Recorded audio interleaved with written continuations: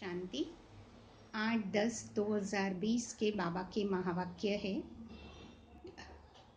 बाबा ने बताया, मीठे बच्चे, बाप आया है तुम्हें बहुत रुचि से पढ़ाने,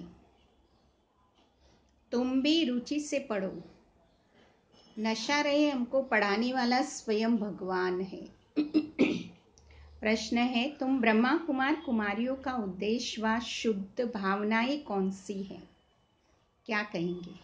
बाबा ने बताया है, तुम्हारा उद्देश्य है कल्प 5000 वर्ष पहले की तरह फिर से श्रीमत पर विश्व में सुख और शांति का राज्य स्थापन करना। तुम्हारी शुद्ध भावना है कि श्रीमत पर हम सारे विश्व की सद्गति करेंगे। तुम नशे से कहते हो कि हम सबको सद्गति देने वाले हैं। तुम्हें बाप से पीस प्राइज मिलती है। नरकवासी से स्वर्गवासी बनना ही प्राइज लेना है। ओम शांति। स्टूडेंट जब पढ़ते हैं तो खुशी से पढ़ते हैं। टीचर भी बहुत खुशी से रुचि से पढ़ते हैं।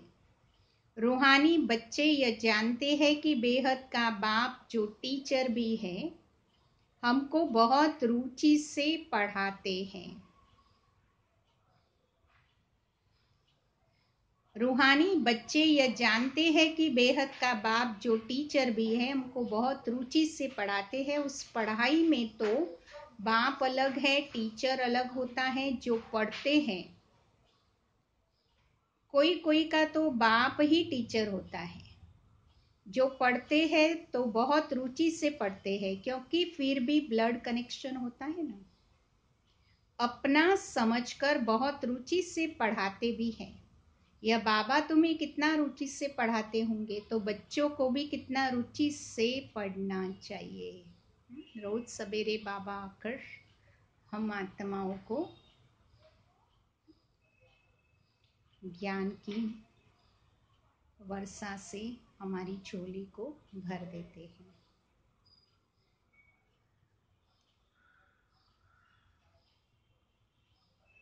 डायरेक्ट बाप पढ़ाते हैं और यह एक ही बार आकर पढ़ाते हैं, तो बच्चों को रुचि बहुत चाहिए। बाबा भगवान हमको पढ़ाते हैं, हर बात अच्छी रीति से समझाते रहते हैं। कोई कोई बच्चों को पढ़ते पढ़ते विचार आते, यह क्या है? ड्रामा में यह आवागमन का चक्र है, परंतु यह नाटक रचा ही क्यों? इससे क्या फायदा? बस सिर्फ ऐसे ही चक्र लगाते रहेंगे। इससे तो छूट जाए तो अच्छा है। जब देखते हैं यह तो 84 का चक्र लगाते ही रहना है, तो ऐसे ऐसे ख्यालात आते हैं। भगवान ने ऐसे खेल क्यों रचा है जो आवागमन के चक्र से छूट ही नहीं सकते? इससे तो मोक्ष मिल जाए। ऐसे ऐसे ख्यालात कई बच्चों को आते हैं।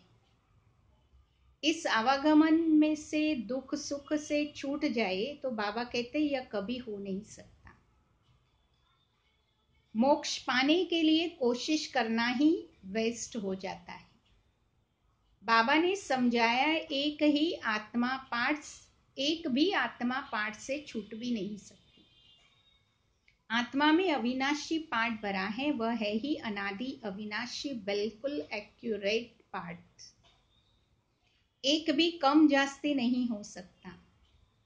तुम बच्चों को सारी नॉलेज है, इस ड्रामा के पार्ट से कोई छूट नहीं सकता। न कोई मोक्ष पा सकता है। सब धर्म वालों को नंबरवार आना ही है समय आने पर। बाबा समझाते हैं यह बना बनाया अविनाशी ड्रामा है। तुम भी कहते हो बाबा अब जान गए हैं कैसे हम 84 का चक्र लगाते हैं। यह भी समझते हो पहले पहले जो आते होंगे वह 84 जन्म लेते होंगे। पीछे आने वालों के जरूर कम होंगे। यहाँ तो पुरुषार्थ करने का है। पुरानी दुनिया से नई दुनिया जरूर बननी है। बाबा हर एक बात बार बार समझाते रहते हैं, क्योंकि नए नए बच्चे आते रहते हैं। उनको आगे की पढ़ाई कौन पढ़ाए? तो बाप नए नए को देखकर फिर पुरानी पॉइंट्स ही रिपीट करते हैं। तुम्हारी बुद्धि में सारी नॉलेज है, जानते हो शुरू से लेकर कैसे हम पाठ बजाते आए हैं। तुम यथार्थ रीति जानते हो कैसे नंबर वार आते हैं, कितने जन्म लेते हैं। इस समय ही बाप आकर ज्ञान की बातें सुनाते हैं। सतयुग में तो है ही प्रारब्ध, यह इस समय तुमको ही समझाया जाता है। गीता में भी शुरू में फिर पिछाड़ी में यह बात आती है। कौन सी? मन मना भव।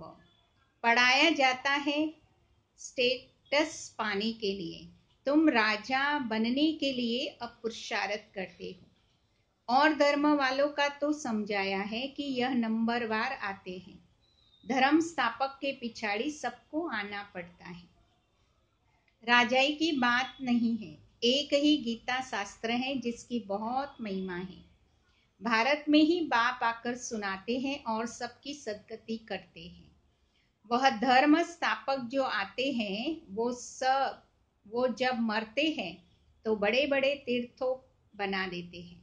वास्तव में सबका तीर्थ यह भारत ही है, जहाँ बेहद का बाप आते हैं। बाप ने भारत में ही आकर सर्व की सद्गति की है। बाबा कहते हैं मुझे लिबरेटर गाइड कहते हैं ना। हम तुमको इस पुरानी दुनिया, दुख की दुनिया से लिबरेट कर शांति धाम सुखधाम में ले जाते हैं। बच्चे जानते हैं बाबा हमें शांति धाम सुखधाम में ले जाएंगे, बाकी सब शांति धाम में जाएंगे। दुख से बाप आकर हमको लिबरेट करते हैं। उनका जन्म मरण तो है ही नहीं। बाबा आया है फिर चला जाएगा। उनके लिए ऐसे थोड़ी कहेंगे कि मर गया, जैसे शिवानंद के लिए कहेंगे शरीर छोड़ दिया, फिर क्रियाक्रम करते हैं। यह बाप चला जाएगा तो इनका क्रियाक्रम सेरेमनी आदि कुछ भी नहीं करना होता है। उनके तो आने का भी नहीं पता पड़ता। क्रियाक्रम आदि की तो बात ही नहीं है। और सब मनुष्यों का क्रियाक्रम करते हैं, बाप का क्रियाक्रम होता ही नहीं है। उनको शरीर ही नहीं है। सतयुग में यह ज्ञान भक्ति की बातें होती ही नहीं है, यह अभी ही चलती है। और जब सब भक्ति ही सिखलाते हैं। आधा कल्प है भक्ति, फिर आधा कल्प के बाद बाप आकर ज्ञान का वर्षा देते हैं। ज्ञान कोई वहां साथ नहीं चलता है, वहां बाप को याद करने की दरकार भी नहीं रहती है। मुक्ति में है, वहां याद करना होता है क्या? दुख की फरियाद वहां होती ही नहीं है। भक्ति भी पहले अव्यभिचारी फिर व्यभिचारी, इस समय तो अति व्यभिचारी भक्ति है। इसको रौरव नर्क कहा जाता है। एकदम तीखे में तीखा नर्क है। फिर बाप आकर तीखा स्वर्ग बनाते हैं। इस समय 100% दुख, फिर 100% सुख शांति होगी। आत्मा जाकर अपने घर विश्राम पाएगी। समझाने में बड़ा सहज है। बाबा कहते हैं मैं आता ही तब हूँ जब नई दुनिया की स्थापना कर पुरानी का विनाश करना होता है। इतना कार्य सिर्फ एक तो नहीं करेगा, खिदमतगार बहुत चाहिए। इस समय तुम बाबा के कौन हो? नशा होना चाहिए। इस समय हम बाबा के खिदमतगार बच्चे बने हैं। भारत की खास सच्ची सेवा करते हैं। सच्चा बाप सच्ची सेवा सिखलाते हैं। अपना भी और भारत का भी और विश्व का भी कल्याण करते हो तो कितनी ना रुचि से करना चाहिए। बाबा कितना रुचि से सर्व की सद्गति करते हैं। अभी भी सर्व की सद्गति होनी जरूर है। यह है शुद्ध अहंकार, शुद्ध भावना। तुम सच्ची सच्ची सेवा करते हो परंतु गुप्त हो। आत्मा करती है शरीर द्वारा। तुमसे बहुत पूछते हैं बीके का उद्देश्य क्या है, ब्रह्मा कुमारियों का उद्देश्य क्या है? तो बोलो, ब्रह्मा कुमारी का उद्देश्य है विश्व में सतयुगी सुख शांति का स्वराज्य स्थापन करना। हम हर 5000 वर्ष बाद श्रीमत पर विश्व में शांति स्थापन कर विश्व शांति की प्राइज लेते हैं। यथा राजा रानी तथा प्रजा प्राइज लेते हैं। नरकवासी से स्वर्गवासी बनना कम प्राइस है क्या?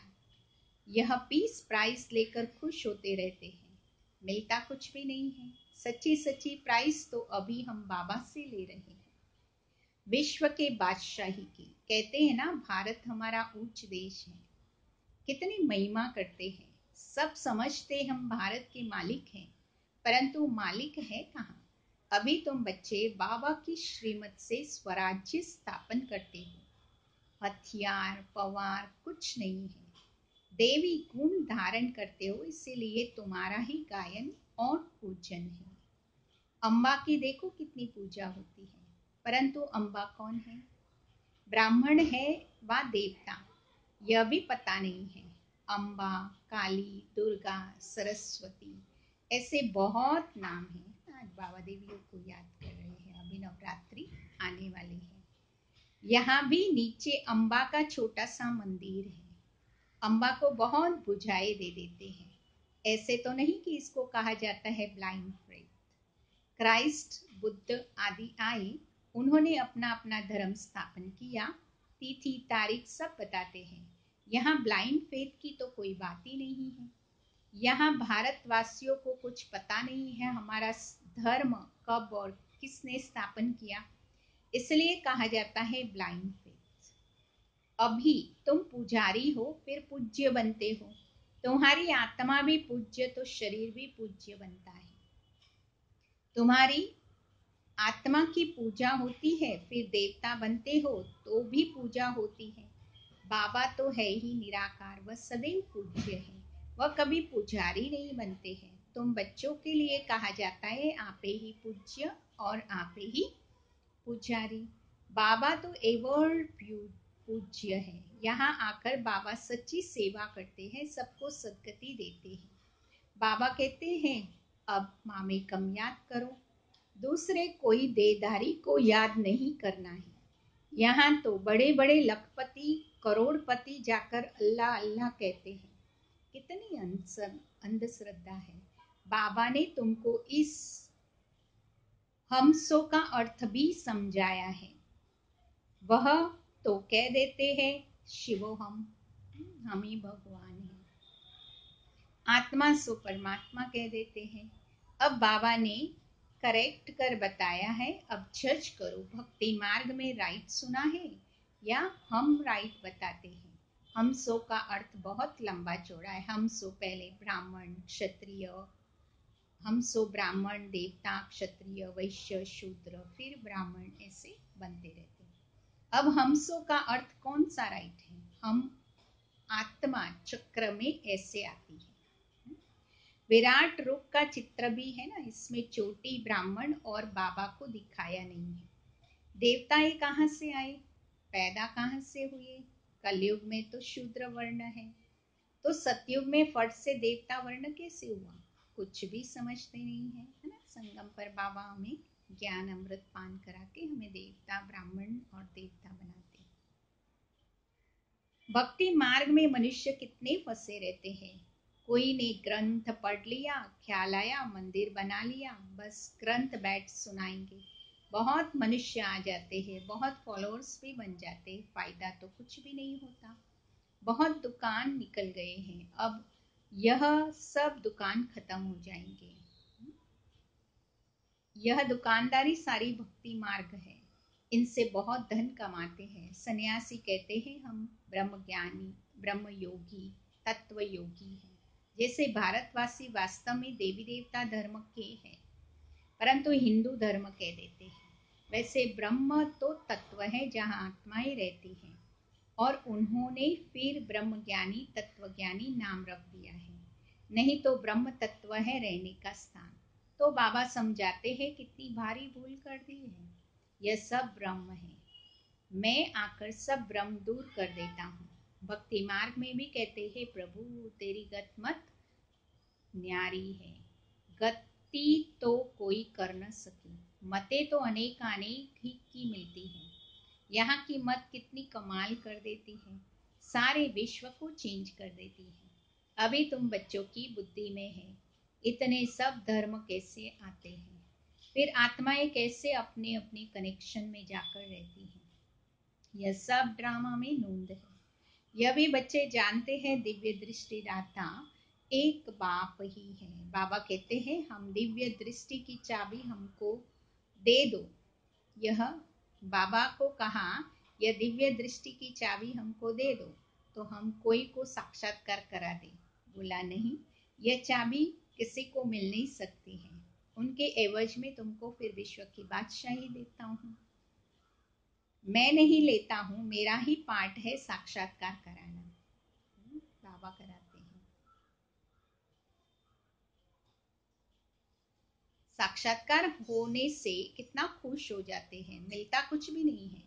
ऐसे नहीं कि साक्षात्कार से कोई निरोगी बन जाते या धन मिल जाता है, नहीं। मीरा को साक्षात्कार हुआ परंतु मुक्ति को थोड़ी पाया। मनुष्य समझते हैं वह रहती ही वैकुंठ में थी, परंतु वैकुंठ कृष्णपुरी है। कहाँ? यह सब साक्षात्कार बाप बैठ सब बातें समझाते हैं। इनको भी पहले पहले विष्णु का साक्षात्कार हुआ तो बहुत खुश हो गया।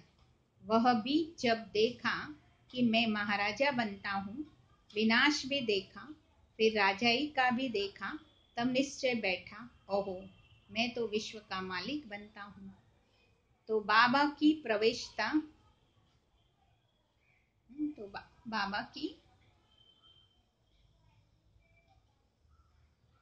प्रवेशता हो गई। बस बाबा यह सब आप ले लो, हमको तो विश्व की बादशाही चाहिए। तुम भी यह सौदा करने आए हो ना। जो ज्ञान उठाते हैं उनका फिर भक्ति छूट जाती है। अच्छा, मीठे मीठे सिक्के लदे बच्चों प्रति माता पिता बाप दादा का याद प्यार और गुड मॉर्निंग। रूहानी बाप के रूहानी बच्चों को नमस्ते। हम रूहानी बच्चों की रूहानी बाप दादा को याद प्यार गुड मॉर्निंग और नमस्ते बाबा, नमस्ते, सदा रहो मुस्कुराते। धारणा के लिए सार है, देवी गुण धारण कर श्रीमत पर भारत की सच्ची सेवा करनी है। अपना, भारत का और सारे विश्व का कल्याण बहुत रुचि से करना है। सेकेंड पॉइंट है, ड्रामा की अनादि अविनाशी नून को यथार्थ समझ कोई भी टाइम वेस्ट करने वाला पुरुषार्थ नहीं करना है। व्यर्थ ख्यालात भी नहीं चलाने हैं। वरदान है, एकाग्रता के अभ्यास द्वारा एक रस स्थिति बनाने वाले सर्व सिद्धि स्वरूप भव। जहाँ एकाग्रता है वहाँ स्वतः ही एक रस स्थिति है। एकाग्रता से संकल्प, बोल, कर्म, व्यर्थपन समाप्त हो जाता है और समर्थपन आ जाता है। एकाग्रता अर्थात एक ही श्रेष्ठ संकल्प में स्थित रहना। जिस एक बीज रूपी संकल्प में सारा वृक्ष रूपी विस्तार समाया हुआ है। एकाग्रता को बढ़ाओ तो सर्व प्रकार की हलचल समाप्त हो जाएगी। सब संकल्प, बोल और कर्म सहज सिद्ध हो जाएंगे। इसके लिए एकांतवासी बनो। स्लोगन है, एक बार की हुई गलती को बार बार सोचना अर्थात दाग पर दाग लगाना, इसलिए बीती को बिंदी लगाओ। ठीक है। अच्छा, ओम शांति। ये थे आज के बाबा की महावाक्य। अभी हम 2 मिनट बाबा को याद करेंगे।